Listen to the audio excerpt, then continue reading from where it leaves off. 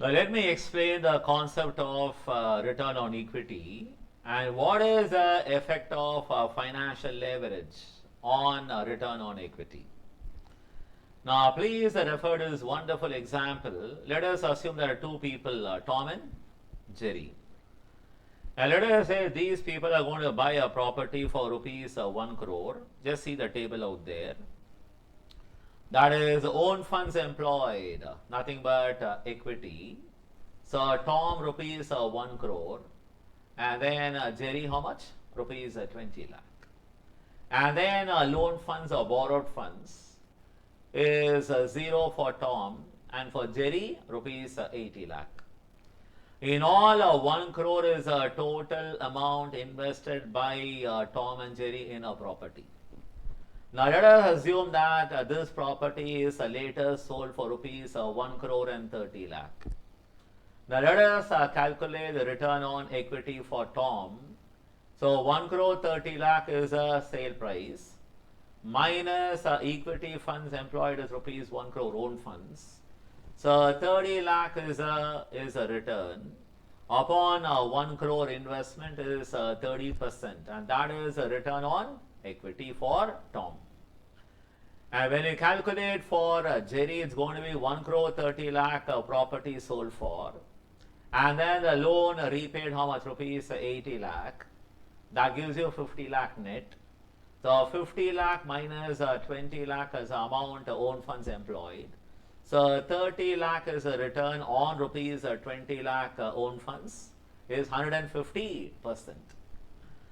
Now, if you notice the return on equity funds for Jerry is 5 times earned by Tom. What is the reason? The reason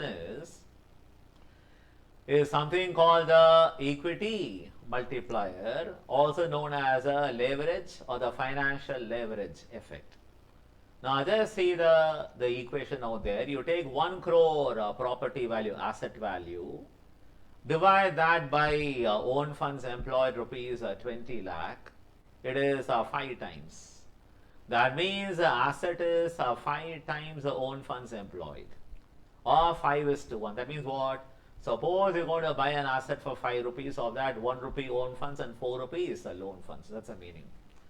Now 5 is supposed to be the equity multiplier. Now what is the return on equity for Tom? That is unlevered person.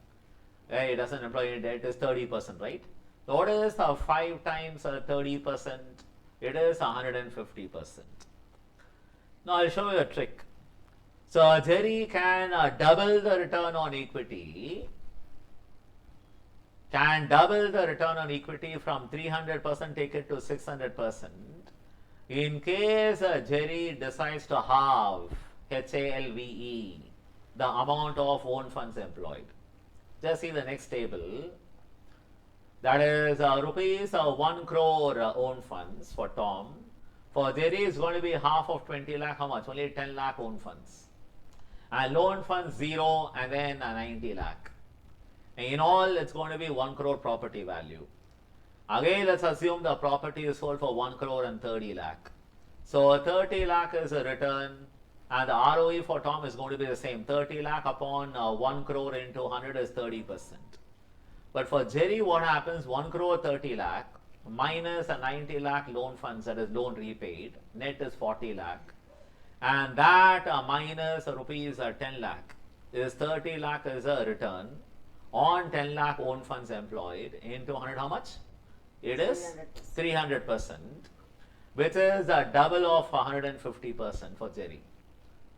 Nothing but there's another way to compute this 300%.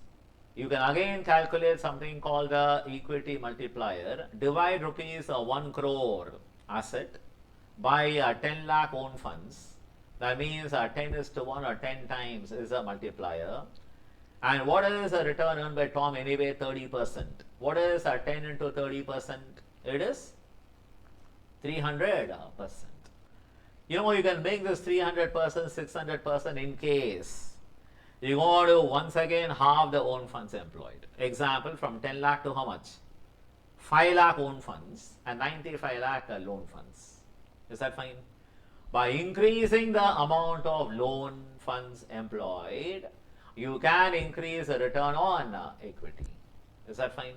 Got it? So that is all, guys. Please enjoy this concept. Okay, bye bye.